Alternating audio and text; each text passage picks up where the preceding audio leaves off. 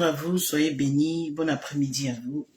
Aujourd'hui, nous allons commencer le premier enseignement d'une série de 2 enseignements sur la Pâque de l'Éternel. Amen.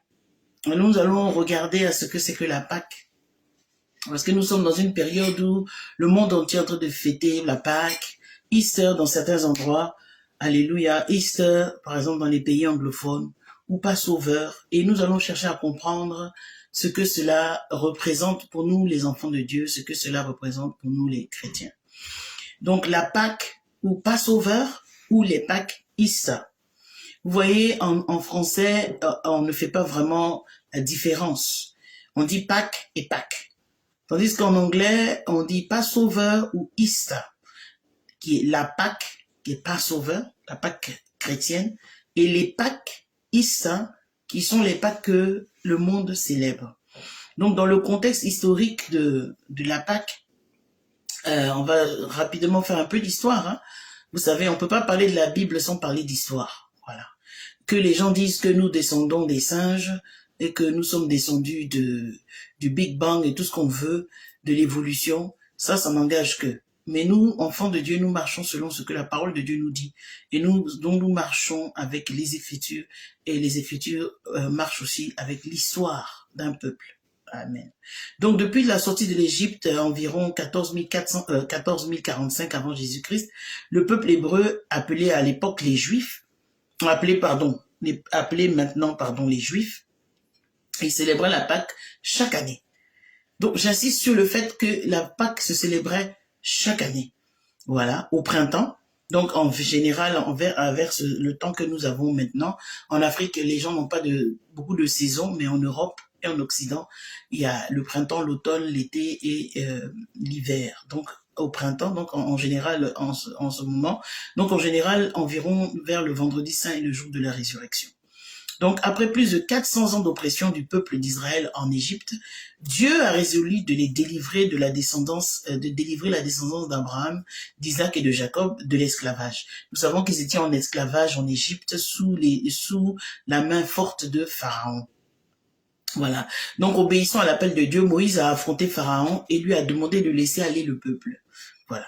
Donc, dans le récit biblique, Moïse a, par la puissance de Dieu, fait tomber 10 plaies sur l'Égypte et qui se sont avérées être un véritable jugement pour le pays d'Égypte. Amen. Et à cause de l'endurcissement du cœur de Pharaon, qui refusait de collaborer, Pharaon ne voulait pas lâcher le peuple, parce que vous comprenez que le peuple était à son service, le peuple se chargeait des sales besognes de Pharaon. Donc, ça ne l'arrangeait pas de libérer le peuple de Dieu. Donc, lui, il fallait que le peuple demeure dans l'esclavage. Mais Dieu envoie ces 10 plaies-là pour l'assujettir, pour que vraiment il comprenne que c'était important à ses yeux que son peuple soit relâché. Voilà. Donc, dans ces 10 plaies-là, la dernière des plaies, dont nous relate Exode 12, verset 12, la Bible dit que, Exode 12, verset 12, la Bible dit que cette nuit-là, je passerai dans le pays d'Égypte et je frapperai tous les premiers-nés du pays d'Égypte, depuis les hommes jusqu'aux animaux, et j'exercerai des jugements contre tous les dieux de l'Égypte. Alléluia, je suis l'Éternel. Voilà. Donc voici l'Éternel qui amène un jugement sur l'Égypte, sur les dieux de l'Égypte. Alléluia, pour que son peuple soit libéré. Amen. Et comme les Israélites habitaient eux aussi au milieu des Égyptiens, comment est-ce que Dieu allait procéder pour vraiment et pour que le peuple échappe à l'ange destructeur? Voilà, bien aimé, l'ange destructeur, c'est pas Satan qui l'avait envoyé, c'était Dieu. Voilà. Les gens disent tout le temps Dieu est amour, Dieu ne frappe pas Dieu. C'est l'ange destructeur là, dans le pays d'Égypte, là, c'est Dieu qui l'a envoyé. Voilà. Donc, le Seigneur a donné à son peuple des instructions afin qu'il puisse échapper à l'ange destructeur. Voilà. Et l'obéissance à ces instructions entraînerait la protection de chaque famille juive, y compris celle des premiers-nés. Parce que l'ordre que cet ange destructeur avait reçu, c'était de tuer tous les premiers-nés d'Égypte, que ce soit des animaux comme des êtres humains. Donc, chaque famille devait prendre un agneau mâle âgé d'1 an, sans défaut, je précise, sans défaut, et le tuer au soir du 14e jour du mois de Abib. Abib, ou conformément à la prononciation aviv en hébreu, mot hébreu qui signifie l'orge dans un stade de maturité spécifique et était l'ancien nom du premier mois de l'année. Donc Abib, c'était l'ancien nom du premier mois de l'année du calendrier juif des Hébreux. Donc ça correspondait au mois de mars-avril, la saison de la moisson. Vous voyez, mars-avril, et aujourd'hui, ce mois-là est appelé Nissan. Au lieu de Habib, il l'appelle Nissan. Donc mars-avril, ça correspondait à ce mois-là. Alléluia. Il faut que nous comprenions bien les choses pour comprendre la Pâque, pour que nous puissions comprendre pourquoi est-ce que nous célébrons la Pâque et pourquoi c'est important de célébrer la Pâque. Et la Bible dit dans Exode 12 au verset 4 que si la maison est trop nombreuse pour un agneau, on le prendra avec son plus proche voisin, selon le nombre des personnes. Vous compterez pour cet agneau d'après ce que chacun peut manger. Donc nous comprenons que le Seigneur a dit à son peuple, si la maison, si par exemple vous prenez un agneau et qu'il n'y a pas assez de personnes pour manger cet agneau, partagez avec le voisin cet agneau.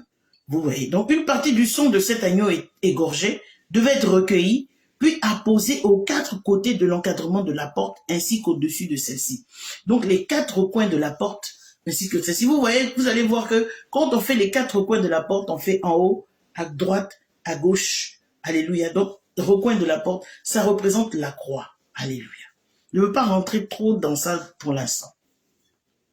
Et c'est grâce au sang de l'agneau qui était appliqué sur les linteaux des portes que les Israélites ont été sauvés du jugement de mort qui a frappé tous les premiers-nés d'Égypte, sans exception. Ça veut dire que partout le sang de l'agneau n'était pas apposé, la mort frappait. Et l'ange destructeur était envoyé par l'Éternel lui-même. Et Dieu réclamait le signe du sang, non pas parce que cela permettait d'établir une distinction entre les demeures, mais plutôt pour instruire son peuple de l'importance de l'obéissance et de la vertu salvatrice du sang rédempteur. Dieu avait déjà posé cet acte pour que ses enfants sachent obéir. Vous voyez, tout était dans l'obéissance. Toute personne qui n'avait pas obéi à ces instructions-là avait été frappée. Tout premier-né avait été frappé, que tu sois hébreu ou que tu sois juif, que tu sois hébreu, que tu sois égyptien, si le sang n'était pas apposé sur les linteaux de la porte, l'ange destructeur rentrait et tuait tous les premiers-nés. C'était une question d'obéissance et de salut dans le sang. Alléluia. Ça, c'était le contexte biblique de la pratique de la Pâque de l'Éternel. D'où ça vient. Alléluia. Maintenant, nous allons regarder à la Pâque elle-même. La Pâque, en anglais, Passover, ça veut dire passer au-dessus. Alléluia. Passer au-dessus. Et en hébreu, Pessa, qui est Pâques, vient d'un verbe qui signifie passer outre, c'est-à-dire épargner. Donc, l'ange destructeur avait pour ordre d'épargner ou de passer outre les maisons où le sang de l'agneau était apposé. Alléluia. Et le mot Pâques est utilisé pour la fête qui a lieu le 14e jour du mois de Nissan. Donc, mars-avril, 14e jour de ce mois, selon le calendrier juif, donc calendrier agricole. Un calendrier agricole est pour la victime sacrificielle. Donc, qui peut prendre part à la Pâque de l'Éternel? Nous avons souvent entendu dans des assemblées où on va te dire, si tu n'es pas baptisé par immersion, tu peux pas prendre la Pâque de l'Éternel. Ceci et puis cela. Chacun donne ses conditions. Ça, ce sont les conditions humaines. Qu'est-ce que la Bible dit? Qu'est-ce que la parole de Dieu nous dit? C'est de ça qu'il nous s'agit. C'est ce qui nous intéresse en tant qu'enfants de Dieu. Et la Bible dit en Exode 12, versets 3 à 11, je vais le lire, Exode 12, versets 3 à 11. La Bible dit quoi? La Bible dit, parlez à toute l'assemblée d'Israël et dites, le 10e jour de ce mois, on prendra un agneau pour chaque famille, un agneau pour chaque maison, et si la maison est trop peu nombreuse pour un agneau, on le prendra avec son plus proche voisin, selon le nombre des personnes, vous compterez pour cet agneau d'après ce que chacun peut manger. Ce sera un agneau sans défaut, mâle, âgé d'1 an. Vous pourrez prendre un agneau ou un chevreau. Vous le garderez jusqu'au 14e jour de ce mois et toute l'assemblée d'Israël immolera entre les 2 soirs. On prendra de son sang et on en mettra sur les 2 poteaux et sur le linteau de la porte des maisons où l'on en mangera. Cette nuit, on en mangera la chair rôtie au feu, on la mangera avec des pains sans levain et des herbes amères. Vous ne les mangerez point à demi-cuits et bouillis dans l'eau, mais il sera rôti au feu, avec la tête, les jambes et l'intérieur. Vous n'en laisserez rien jusqu'au matin, et s'il en reste quelque chose le matin, vous le brûlerez au feu. Alléluia. Je continue. Quand vous en mangerez, vous aurez vos reins sains, vos souliers aux pieds et votre bâton à la main, et vous le mangerez à la hâte. C'est la Pâque de l'Éternel. Donc le Seigneur donne clairement des instructions de comment manger la Pâque. Alléluia. Donc nous regardons à qui peut prendre part à la Pâque de l'Éternel. Donc selon ces versets que nous avons lus, avant la sortie d'Égypte, il n'y avait pas encore lieu d'établir des règles. Alléluia. Au sujet de qui pouvait prendre part au repas pascal. C'est tous ceux qui se trouvaient dans les maisons qui avaient le sang autour des linteaux des portes pouvaient prendre la Pâque de l'Éternel. Alléluia. Et cette première Pâque ne pouvait naturellement concerner que les familles israélites. Parce que ce sont eux qui avaient obéi à cette instruction-là. Vous comprenez? Donc la première Pâque, c'était que les enfants de Dieu qui avaient appliqué le sang de l'agneau sur les linteaux des portes. Je veux bien que nous soyons clairs dans ce que nous sommes en train de développer. Mais après qu'une foule de gens étrangers au peuple s'était joint à lui, au moment de la sortie, on va maintenant dans Exode 12, verset 38, pour mieux comprendre ce dont je suis en train de parler. Donc la première Pâque, tous ceux qui étaient dans les maisons où le sang était appliqué, ceux-là pouvaient prendre la Pâque de l'Éternel. Ils étaient habilités à manger la Pâque. Mais après, d'autres personnes se sont ajoutées au peuple. Donc on va lire Exode 12, verset 38. Et la Bible dit ici qu'une multitude de gens de toute espèce montèrent avec eux. Il y avait aussi des troupeaux considérables de brebis et de bœufs. Alléluia. Une multitude de gens de toute espèce. Donc il y avait des gens de toute espèce, toutes sortes de personnes étaient montées de l'Égypte avec eux. Amen. Parce qu'en Égypte, il n'y a pas forcément que des Égyptiens et puis les Hébreux, il y avait d'autres populations. Alléluia. Mais après donc qu'une foule de gens étrangers au peuple soit joint à lui au moment de la sortie, le Seigneur a alors ajouté maintenant des clauses. Il dit, il devenait nécessaire de compléter sur ce point l'ordonnance primitive. Donc il est donc nécessaire à Dieu maintenant de donner les prescriptions et les clauses dans lesquelles les gens peuvent maintenant prendre la Pâque. Alléluia. Donc, en Exode 12, versets 43 à 44, et je vais le lire, 43 à 49, Exode 12, 43 à 49, la Bible dit quoi? L'Éternel dit à Moïse et à Aaron, écoutez bien, voici une ordonnance au sujet de la Pâque. Aucun étranger n'en mangera. Écoutez, aucun étranger n'en mangera. C'est-à-dire que la Pâque de l'Éternel, le repas de la Sainte Seine, le repas du Seigneur n'est pas pour les étrangers. Ça veut dire qu'il n'est pas pour ceux qui n'ont pas confessé le nom du Seigneur. Alléluia. Tu circonciras tout esclave à qui a pris d'argent. Donc, esclave à qui a pris d'argent, alors il en mangera. Donc, si tu avais un esclave, un serviteur, que tu as acheté, à qui a pris d'argent, que tu as acheté, il peut manger de la Pâque.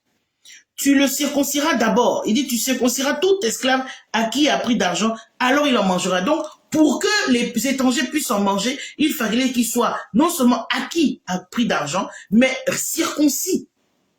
Je vais vous expliquer ce que c'est que la circoncision. Circoncis. L'habitant et le mercenaire n'en mangeront point. L'habitant et le mercenaire n'en mangera point. Ça veut dire que la nation dans laquelle il se trouvait, les habitants de cette nation, ainsi que le mercenaire, qui est le voleur, le malhonnête, n'en mangera point. On ne la mangera que dans la maison. Vous n'emporterez point de chair hors de la maison et vous ne briserez aucun os. C'est-à-dire que c'était dans les maisons que la Pâque était mangée. Et toute l'assemblée d'Israël fera la Pâque. Toute l'assemblée d'Israël fera la Pâque. Dieu ne met aucune distinction ici, à part les esclaves et ce dont j'ai parlé tout à l'heure. Si un étranger, écoutez bien, en séjour chez toi, veut faire la Pâque de l'Éternel, tout mâle de sa maison devra être circoncis. Donc, s'il y a un étranger qui te visite au moment de la Pâque, tout homme dans la maison de ce mâle-là, dans la maison de cet étranger, devrait être circoncis. Alors, il s'approchera pour la faire et il sera comme l'indigène, mais aucun incirconcis n'en mangera. Ça veut dire que la deuxième prescription du Seigneur, après la première, c'est vrai qu'à la première prescription pour la Pâque, il n'y avait pas de restriction. Tous ceux qui se trouvaient dans la maison où le sang avait été apposé avaient droit à manger la Pâque. Maintenant, comme les étrangers se sont ajoutés à eux, qui sont sortis de l'Égypte, le Seigneur donne maintenant des prescriptions. Les esclaves, achetés à prix d'argent, circoncis, peuvent prendre de la Pâque. Alléluia. Maintenant, les habitants de là où ils sont et les mercenaires n'étaient pas habilités à prendre la Pâque. Ils sont rejetés. Maintenant, si il y avait un étranger qui séjournait chez un Hébreu, il pouvait prendre la Pâque que lorsque tous les mâles de sa maison devaient être circoncis. Alléluia. Il dit tout mâle de sa maison devrait être circoncis. Bien-aimé, la Pâque, c'est la fête de la délivrance du peuple élu. Et elle ne doit pas être célébrée par les membres de ce peuple. Elle ne doit être célébrée, que par les membres de ce peuple. La Pâque, c'est pour le peuple qui a été délivré de l'Égypte. La Pâque, c'est pour le peuple qui a été circoncis. La Pâque, c'est pour l'esclave qui a été acheté à prix d'argent et qui a été circoncis. La Pâque, c'est pour l'étranger qui te visite mais qui est circoncis. Alléluia. Mais qui est le circoncis? Ou qu'est-ce que la circoncision? De quoi est-ce qu'il s'agit? Alléluia. Amen. La Bible nous dit, d'abord la circoncision, nous connaissons, je ne veux pas rentrer dans trop de détails, je ne suis pas un médecin, mais nous savons tous que la circoncision, c'est une intervention chirurgicale et qui est destinée à enlever le prépuce. Vous savez qu'au-dessus de l'appareil génital de l'homme, il y a un prépuce, une espèce de peau, c'est ça qu'on enlève et c'est ça qui s'appelle la circoncision. Et en Genèse, je ne veux pas lire Genèse 17, verset 10 à 14, la Bible en parle. Vous pouvez lire ça en votre temps. Genèse 10. Bon, on va le lire. Allez, on va le lire. Je vais aller tout doucement dans cet enseignement pour que les gens comprennent bien. Alléluia. Donc, Genèse 17, verset 10 à 14. La Bible dit quoi? C'est ici mon alliance que vous garderez entre moi et vous et ta postérité. Après toi, tout mâle parmi vous sera circoncis. Vous vous circoncirez et ce sera un signe d'alliance entre moi et vous. À l'âge de 8 jours, tout mâle parmi vous sera circoncis selon vos générations, qu'il soit né dans la maison ou qu'il soit acquis à prix d'argent, de tout fils. Genèse 17, verset 10 à 14. Tout fils d'étranger sans appartenir à ta race, on devra circoncire celui qui est né dans ta maison et celui qui est acquis à prix d'argent. Et mon alliance sera dans votre chair une alliance perpétuelle. Quand la Bible parle d'alliance perpétuelle, ça parle pour l'éternité, à jamais. Et un mâle circoncis qui n'aura pas été circoncis dans sa chair sera exterminé du milieu de son peuple. Il aura violé mon alliance. Dieu dit à Abraham, non, je m'arrête là, mon alliance. Amen. Donc la circoncision, c'était l'alliance entre le peuple de Dieu et son Dieu. Alléluia. C'était une alliance. Donc, vous voyez que l'esclave qui est circoncis rentre désormais en alliance avec Dieu. L'étranger qui visite le mâle, parce que ce sont les hommes qu'on circoncis, on ne circoncis pas les femmes, le mâle rentre en alliance avec Dieu. Donc, la circoncision, c'était une alliance. Alléluia. C'était une alliance, c'était un rite pour entrer dans une alliance avec Dieu. Mais quelle est la signification spirituelle de la circoncision? La circoncision symbolisait aussi le besoin de purifier le cœur de la maladie mortelle qui constitue le péché. Ça, c'est la signification spirituelle maintenant de la circoncision. Et l'acte chirurgical le plus important devait s'effectuer à l'intérieur de l'homme. Alléluia. Donc Dieu appelait à faire disparaître les dispositions charnelles qui empêchaient le cœur de s'attacher entièrement à lui. Alléluia. De placer une foi authentique en lui et dans sa volonté. Dieu a choisi les organes de la reproduction pour symboliser la nécessaire purification du péché. Vous voyez? Parce que c'est par le péché, c'est par les organes reproducteurs que le péché rentre dans l'homme.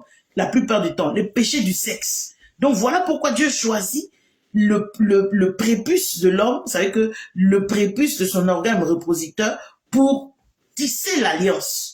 Alléluia. Donc pour symboliser la nécessaire purification du péché, parce que ce sont les instruments les plus typiques de la dépravation, le sexe. C'est par eux que l'homme donne naissance à une nouvelle génération de pécheurs. Est-ce que je me fais comprendre? Signification spirituelle. Alléluia. De la circoncision. Donc c'était nécessaire. Amen. Amen. Vous savez, Dieu, dans les générations, il a différentes façons de tisser son alliance avec les gens. Mais la circoncision demeure, parce qu'il dit c'est une loi perpétuelle. Nous, en Afrique, on circoncis les garçons. Ça fait partie de nos coutumes. Mais cette coutume vient de la parole de Dieu. Cette coutume est basée sur les Écritures. C'est une alliance avec Dieu. Alléluia. Donc quand les gens disent que Dieu, c'est le Dieu des Blancs, des Occidentaux, ça me fait rire. Parce qu'il y a des choses dans nos coutumes qui sont dans la Bible. Alléluia. Donc la Pâque de l'Éternel de l'Exode 12 concerne quoi? De quoi il s'agit? Qu'est-ce que cette Pâque concerne? Qui elle concerne? Cette Pâque, c'est l'événement historique original de la libération d'Israël et de sa sortie d'Égypte. Cette Pâque, c'est l'interdiction du levain. Je vais vous parler du levain tout à l'heure, qui symbolisait la hâte de la nuit inoubliable de l'Exode. Cette Pâque, c'est la consécration des premiers-nés et ses offrandes statuaires en souvenir des enfants épargnés dans les maisons aspergées de sang. Alléluia. Et la Bible dit en Exode 13 au verset 13 à 16, tu rachèteras, Exode 13 verset 13 à 16, tu rachèteras avec un agneau tout premier-né de l'âne, et si tu ne le rachètes pas, tu lui briseras la nuque, tu rachèteras aussi tout premier-né de l'homme parmi tes fils, et lorsque ton fils te demandera un jour, écoutez bien, et lorsque ton fils te demandera un jour, que signifie cela? Tu lui répondras, par sa main puissante, l'Éternel nous a fait sortir d'Égypte, de la maison de servitude, et comme Pharaon s'obstinait à ne point nous laisser aller, l'Éternel fit mourir tous les premiers-nés dans le pays d'Égypte, depuis les premiers-nés des hommes jusqu'aux premiers-nés des animaux. Voilà pourquoi j'offre en sacrifice de l'Éternel tout premier-né des mâles, et je rachète tout premier-né de mes fils. Ce sera comme un signe sur ta main et comme des frontons entre tes yeux, car c'est par sa main puissante que l'Éternel nous a fait sortir d'Égypte. Alléluia. Amen.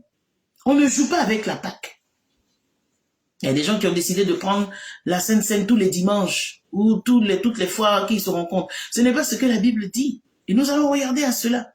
Donc la victime pascale est habituellement un agneau ou un chevreau. Donc pour nous les chrétiens, c'est le symbole de Christ, notre Pâque. Christ est notre agneau immolé. Alléluia. L'agneau de Dieu. Donc par Jean 1 verset 29, il dit, Jean 1 verset 29, le lendemain, il vit Jésus venant à lui et lui dit, voici l'agneau de Dieu qui ôte le péché du monde. Ça c'est Jean-Baptiste, quand il a vu Jésus, il a reconnu en Jésus l'agneau de Dieu qui ôte le péché du monde. Alléluia. Jésus est l'agneau offert par Dieu pour être sacrifié à la place des pécheurs que nous sommes. Au travers de sa mort, Jésus a permis que la culpabilité et le pouvoir du péché disparaissent et que le chemin qui conduit à Dieu soit ouvert à tous. Alléluia. Que ce chemin soit ouvert à tous. Maintenant, les points importants concernant la Pâque. Les points importants concernant la Pâque. Alléluia. Alléluia.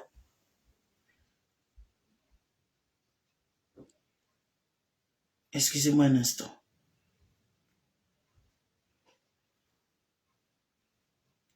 Amen.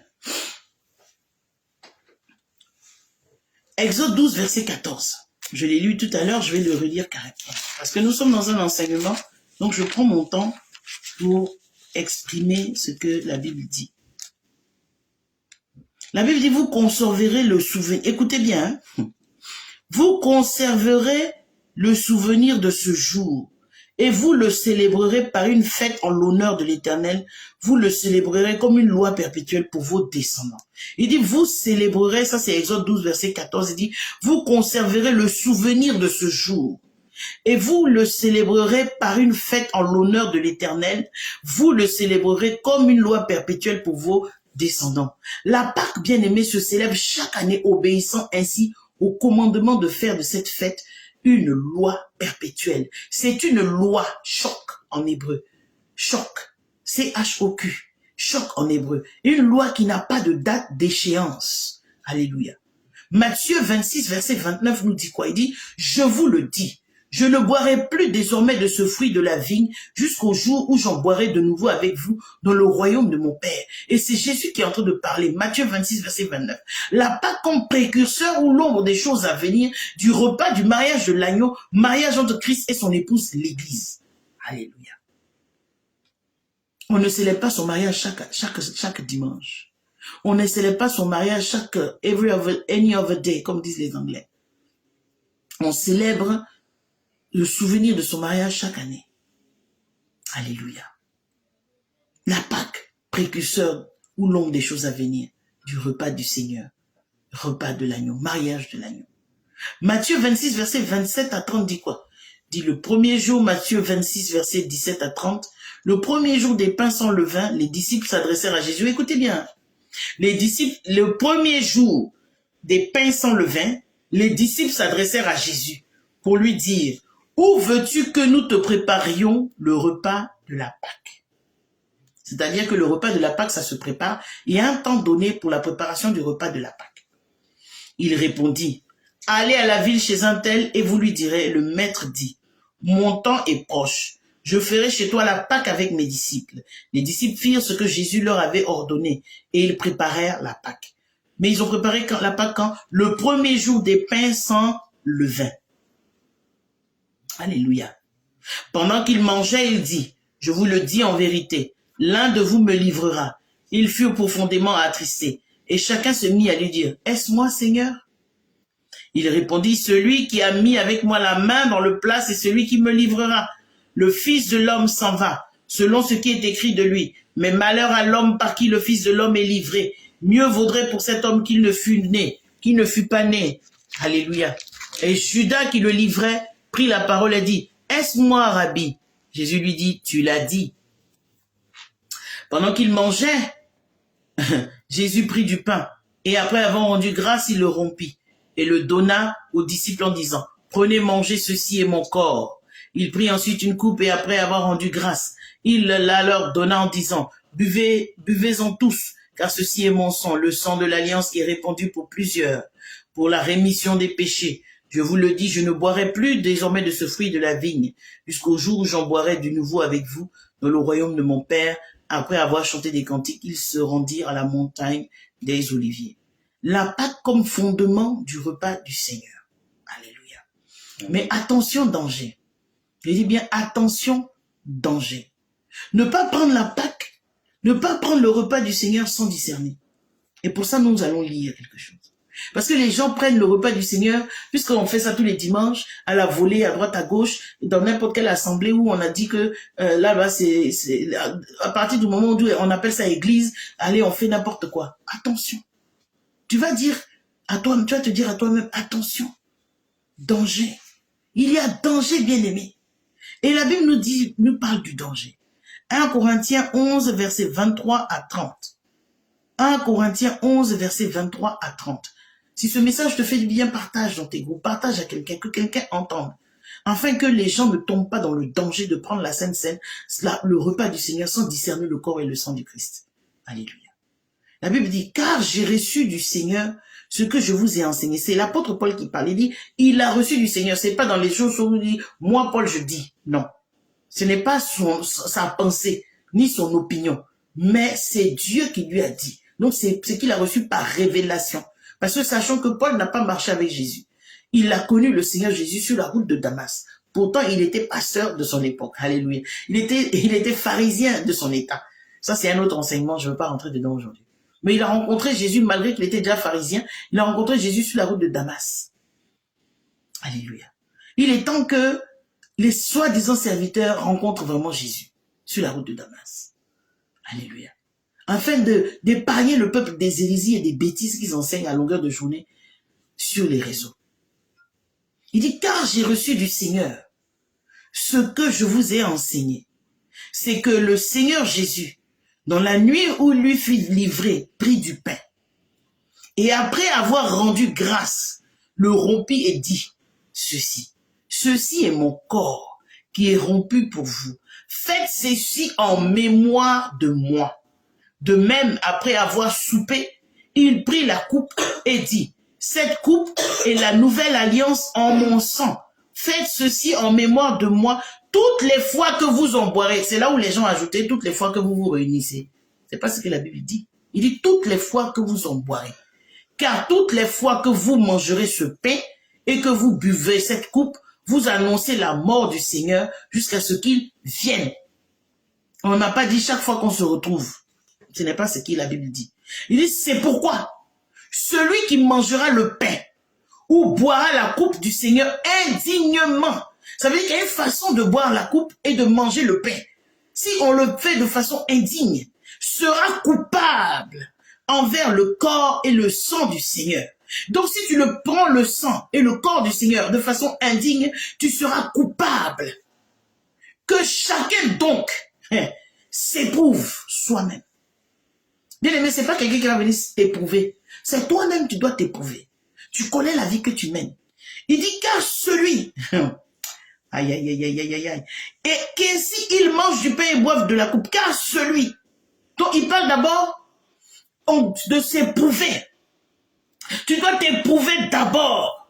Ensuite, tu mangeras et tu boiras de la coupe. Alléluia. Car celui qui mange et boit sans discerner le corps du Seigneur, mange et boit un jugement contre lui-même.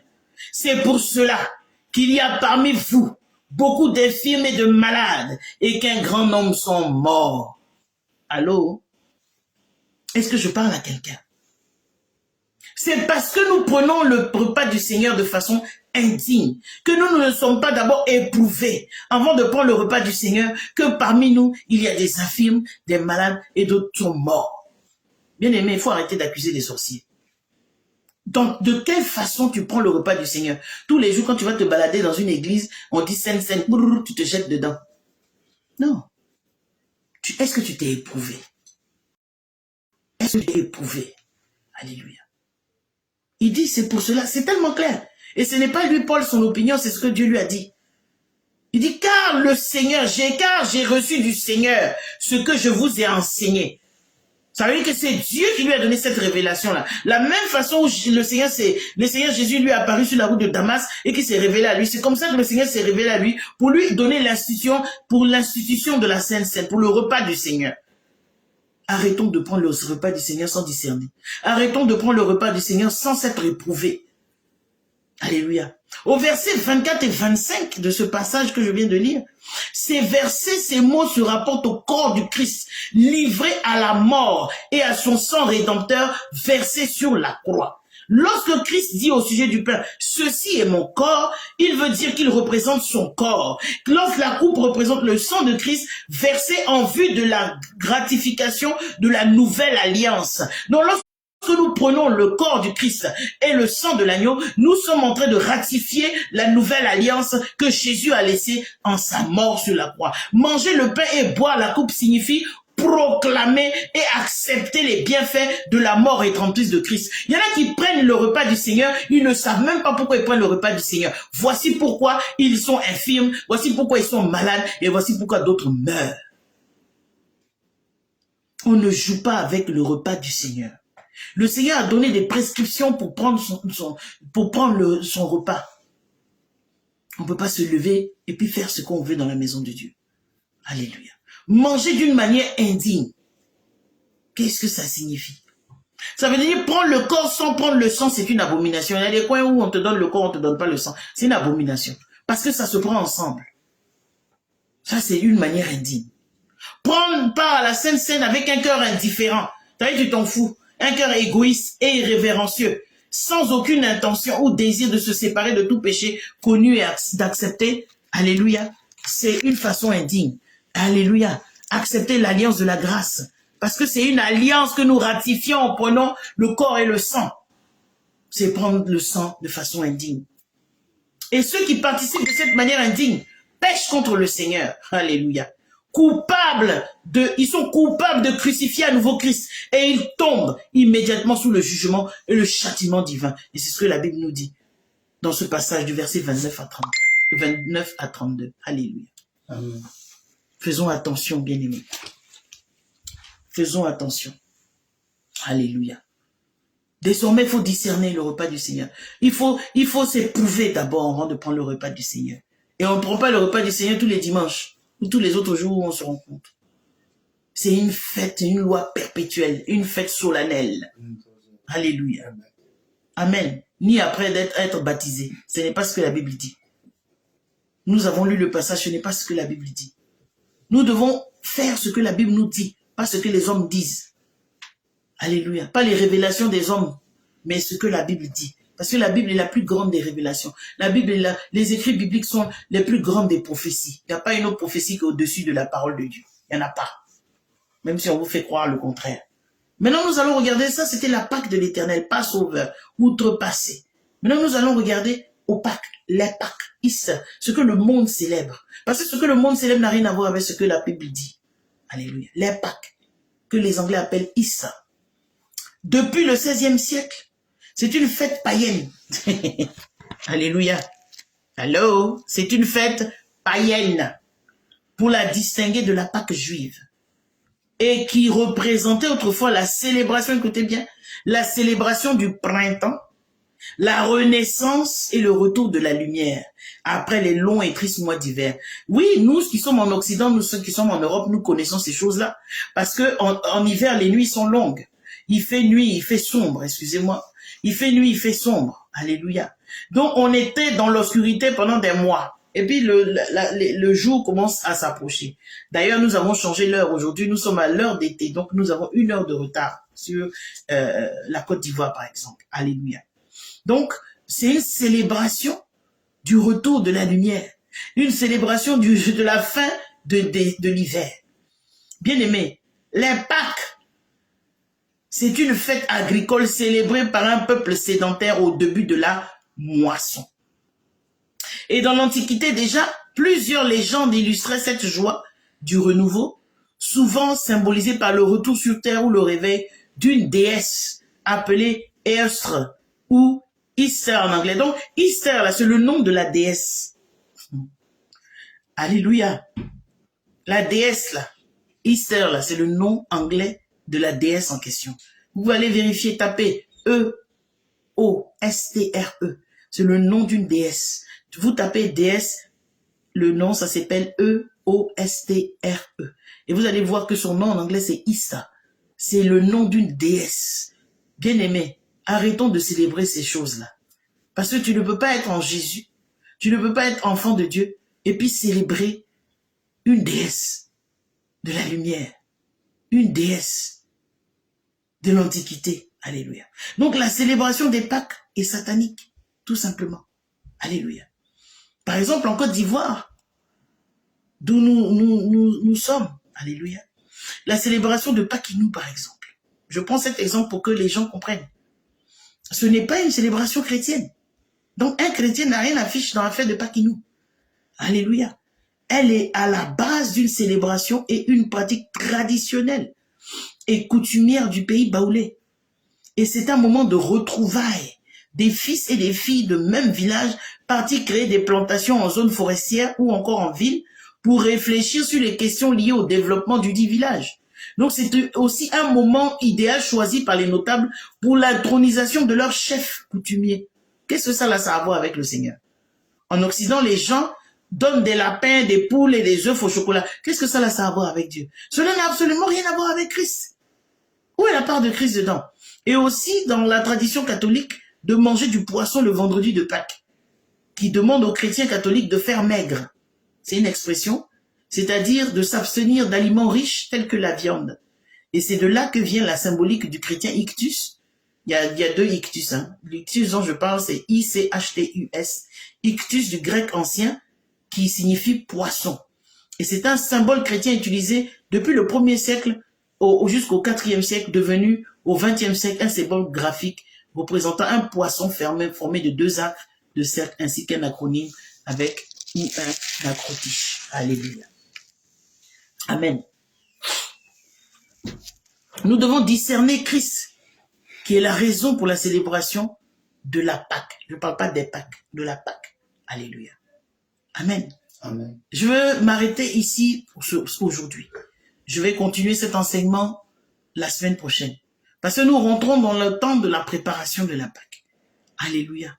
En Matthieu 26, au verset 17 à 19, je vous ai lu ça tout à l'heure, où la Bible dit que le premier jour des pains sans levain, les disciples s'adressèrent à Jésus.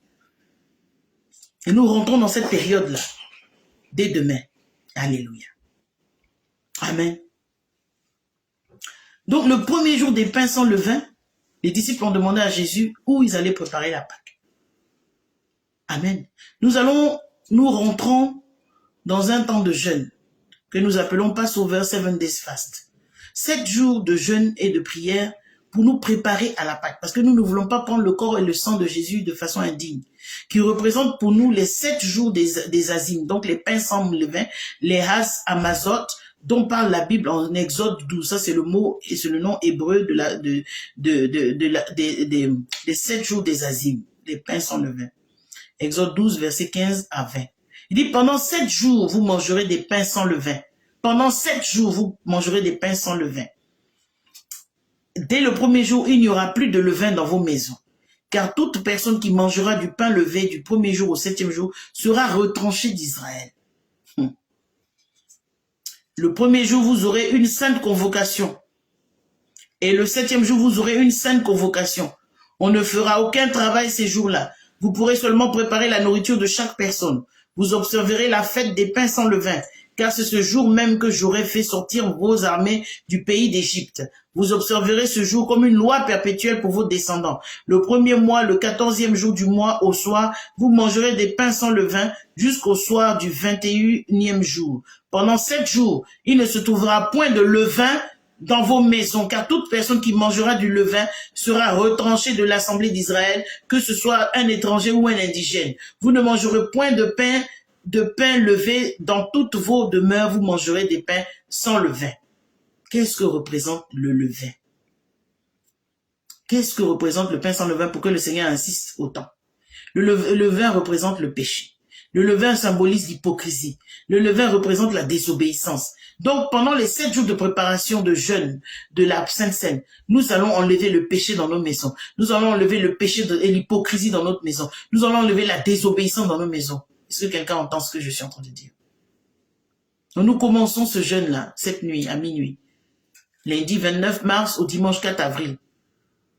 Posons-nous les vraies questions pendant ce temps-là. Posons-nous les vraies questions. Suis-je levé? Y a-t-il en moi du levain? S'il y a en moi le péché, s'il y a en moi de l'hypocrisie, s'il y a en moi de la désobéissance, je ne suis pas agréable à Dieu. Et je ne pourrai pas prendre la Sainte Seine parce que ce sera indigne. Et je risque d'être frappé à cause de cette façon indigne de prendre la Sainte Seine. Autrement dit, aux yeux de Dieu, est-ce que je mène une vie qui me pousse à pécher? Ai-je appris à adorer Dieu avec les pains sans levain de la pureté, de la vérité? Selon 1 Corinthiens 5, verset 8. On va lire ça. 1 Corinthiens 5, verset 8. Un enfant de Dieu ne doit plus prendre la Sainte Seine sans discerner et sans se mettre en question, sans rentrer devant Dieu. Alléluia. 1 Corinthiens 5, verset 8. La Bible dit, célébrons donc la fête non avec du vieux levain, non avec un levain de malice et de méchanceté, mais avec un pain sans levain de la pureté et de la vérité. Alléluia. Arrêtons l'hypocrisie, dit, célébrons donc la fête non avec du vieux levain. Ton vieux levain va rester dans le jeûne de 7 jours. Non avec un levain de malice. Ta malice doit rester dans ce jeûne de 7 jours. Ta méchanceté doit rester dans ce jeûne de 7 jours. Ton péché doit rester dans ce jeûne de 7 jours. Ton hypocrisie doit rester dans le jeûne de 7 jours. Ta désobéissance doit rester dans le jeûne de 7 jours. Alléluia. Parce que nous devons célébrer la Pâque avec la pureté et la vérité. Est-ce que je parle à quelqu'un? Posons-nous les vraies questions. Posons-nous les vraies questions pendant ces 7 jours de jeûne. Alléluia. Ou suis-je un hypocrite? Est-ce que je pêche constamment devant Dieu? Je suis spirituellement sans levain? Est-ce qu'il n'y a pas de levain en toi? Qu'est-ce que tu ramasses à droite, à gauche comme levain qui vient polluer ton âme, qui vient polluer ta vie? C'est un temps de réflexion, c'est 7 jours de jeûne. C'est un temps de préparation. Nous avons vu les disciples demander au Seigneur où est-ce que nous allons préparer la Pâque. Ça veut dire que Jésus lui-même a préparé la Pâque. Les disciples aussi ont préparé la Pâque. Donc si tu te dis enfant de Dieu, si tu te dis chrétien, ça veut dire petit Christ, disciple de Jésus, tu dois aussi préparer la Pâque pour éradiquer le levain de ta vie, pour éradiquer le levain de ton cœur et de ton corps et pour présenter des mains pures devant le Seigneur le jour de la Sainte Seine. Donc je nous invite à rentrer dans ce jeûne avec nous. Alléluia. Je nous invite à rentrer dans ce jeûne avec nous. Amen. Celui qui veut jeûner avec nous, qu'il me contacte en inbox, afin que je lui envoie les versets. Je ne veux pas partager les versets sur la plateforme. Je veux partager les versets sur la plateforme que nous avons. Alléluia. Alléluia. Sois béni, évangéliste Alphonsine Zawi, la grande eau, ma tante, my beloved auntie. Alléluia. On doit se détacher de ces choses-là. Je nous encourage. Je crois que je vais partager sur la plateforme pour que d'autres puissent nous rejoindre aussi dans ce jeûne. C'est important. Vous avez reçu l'enseignement aujourd'hui. Attachez-vous à cet enseignement. Attachez-vous à ces choses. Arrêtez de prendre le repas du Seigneur de façon indigne pour pas que Dieu vous frappe. Pour pas que Dieu vous frappe. Alléluia. Pour pas que Dieu vous frappe. Repentons-nous sincèrement. Allons au pied de la croix. Pleurons devant Dieu. Repentons-nous. Afin que Dieu nous lave, qu'il nous purifie. Alléluia. Auscultons-nous pendant ces 7 jours. Nous commençons ce soir à minuit. Vous pouvez faire de minuit à 18h ou de minuit à 15h. Ça dépend de vous. Si vous prenez des médicaments aussi, vous pouvez faire un jeûne aux légumes. Alléluia. Vous pouvez prendre des légumes, des fruits et légumes dans la journée. Alléluia. Mais priez. Rentrez en vous-même. Auscultez-vous, posez-vous. Suis-je levé? Est-ce qu'il y a en moi du levain? Seigneur, est-ce qu'il y a en moi de l'hypocrisie? Seigneur, est-ce qu'il y a en moi de la méchanceté? Seigneur, est-ce qu'il y a en moi de la désobéissance? Seigneur, est-ce qu'il y a en moi, Seigneur mon Dieu, de la malice, de la méchanceté? Seigneur, libère ma vie. Et renonce à ces choses-là. Et puis maintenant, le dimanche 4, tu vas te préparer. Alléluia. Oui, je vais partager les versets de repentance. Alléluia. Je vais partager les versets les matins. Alléluia. Amen. Pour que nous puissions vraiment nous lever dans la prière pendant ces 7 jours de préparation. Le levain doit sortir de nos vies. Alléluia. Afin que la mort s'éloigne de nos maisons. Afin que le jugement de Dieu s'éloigne de nos maisons. Et que nous puissions prendre la Sainte Seine en discernant le corps et le sang de Jésus. Amen. Donc je vais m'arrêter là pour aujourd'hui. Et nous allons continuer dimanche prochain. Mais dès demain, je vais mettre les passages à méditer et à lire. Alléluia. Pour que tout le monde soit béni aussi. Et que cette Pâque soit comme une Pâque que nous n'avons jamais célébrée auparavant. Et nous nous retrouvons demain pour les versets sur ma page et sur la page de City of Love Ministries. Alléluia. Amen. Si vous voulez plus de renseignements, faites-moi signe à inbox et je reviendrai à vous. Dimanche prochain, nous allons continuer. Nous allons parler de Christ, notre Pâque. Et nous allons comprendre la dimension prophétique de la Pâque. Parce que ce n'est pas n'importe quoi la Pâque. Il y a quelque chose de spirituel et de fort dans la Pâque. Et si tu ne saisis pas cette chose, tu ne peux pas rentrer pleinement dans ta bénédiction. Parce que la Pâque représente la nouvelle année pour nous. La Pâque représente un commencement pour nous. Le début d'une nouvelle année. Afin que cette nouvelle année, selon le calendrier hébraïque, selon le Seigneur, tu commences cette nouvelle année dans la bénédiction. Que Dieu vous bénisse et à dimanche prochain.